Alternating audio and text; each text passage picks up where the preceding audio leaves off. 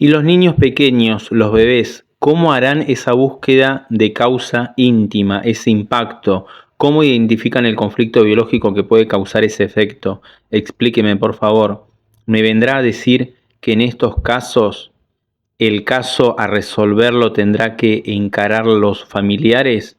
¿Cómo puede alguien externo saber certeramente qué impactó a la criatura entonces? Por favor, responda. Bueno, a ver, es excelente tu pregunta o tu inquietud, porque cuando hablamos de cáncer en bebés o de cualquier enfermedad, no buscamos la causa en la narrativa del niño, sino en los síntomas. Cada tejido adaptado es una pista biológica que nos habla de una necesidad oculta. Y el bebé no puede contarnos su conflicto biológico, pero sí percibe, vive y se adapta a su cuerpo. Y la búsqueda del DHS, del conflicto biológico, no es lineal ni absoluta.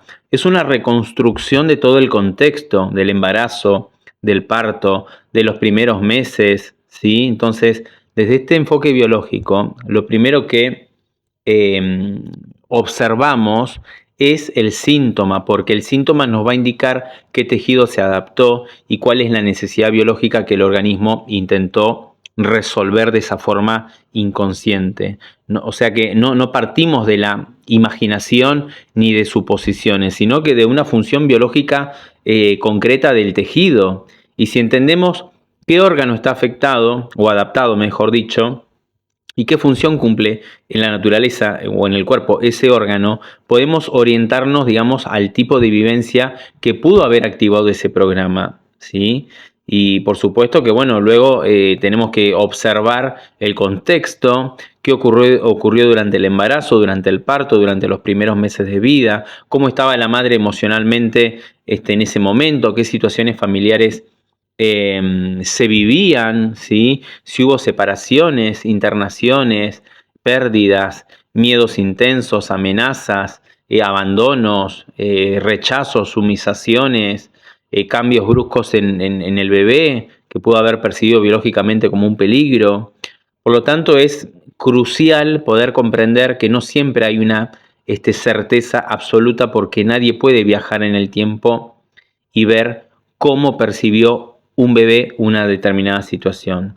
Pero lo que hacemos es reconstruir toda la historia biológica y buscar coherencia entre el síntoma, el tejido y los hechos que vivió la madre. ¿Está? Además, muchas veces el niño ya resolvió ese conflicto de manera totalmente inconsciente, igual que los adultos, ¿está? Porque el cuerpo se adapta de forma inconsciente, compensa y repara sin que la persona ni siquiera se dé cuenta. Por eso no se trata de observaciones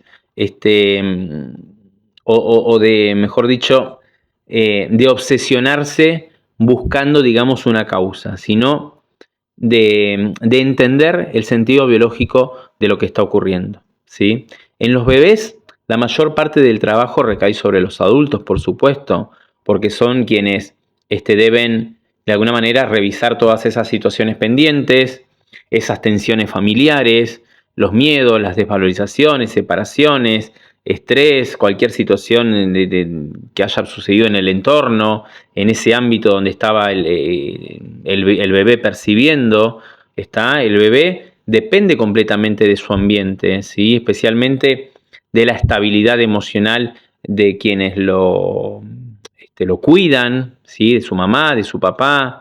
No se trata de pedirle al niño que resuelva, sino de acompañarlo, de brindarle seguridad, contacto, de que esté en un entorno donde se sienta protegido, seguro, y no todos los síntomas requieren de una gran intervención biológica o psicobiológica. A veces el cuerpo ya está haciendo su trabajo, ¿ok?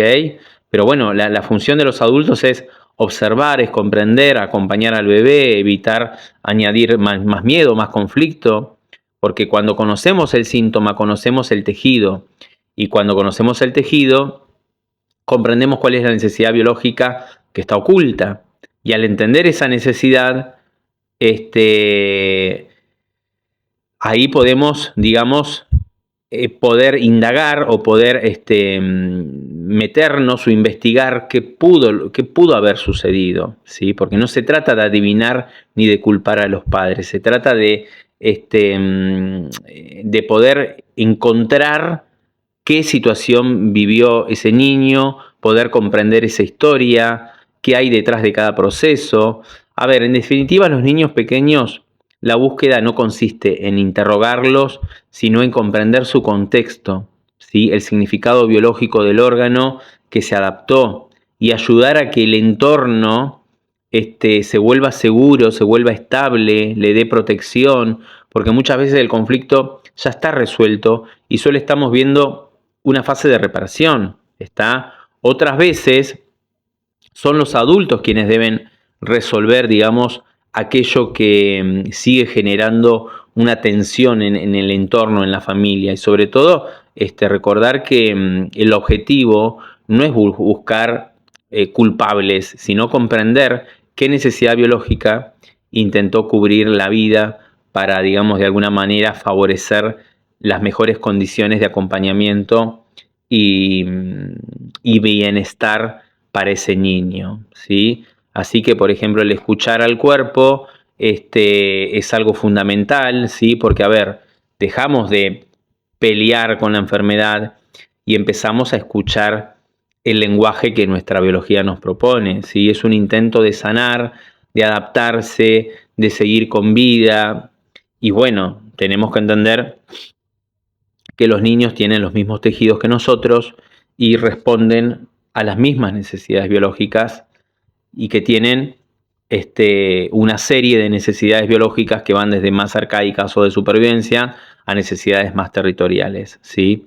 Por lo tanto, ellos, por más que no tengan un uso de razón, viven situaciones, viven conflictos biológicos, tienen necesidades y por más que a veces no las expresen o no las puedan poner o expresar en palabras, esas necesidades están y si no son atendidas o no se pueden satisfacer, ellos en su inconsciente, en su biología, en su psique, automáticamente van a desencadenar un programa adaptativo de supervivencia porque ellos son un sensor y responden a todos los estímulos del medio ambiente.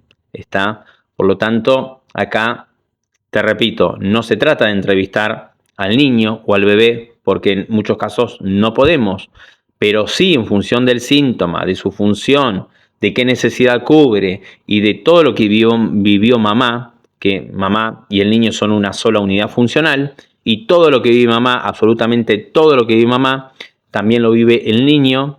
Por lo tanto, muchas veces la mayor responsabilidad en estos casos es por parte de los padres, ¿sí? Los padres tienen que responsabilizarse sobre esta situación para poder acompañar al hijo de la mejor manera posible a crear todas esas condiciones y que el programa biológico pueda terminar de cursar en ese niño y que la fase de reparación del programa que esté cursando se pueda completar de la mejor manera posible. ¿Está?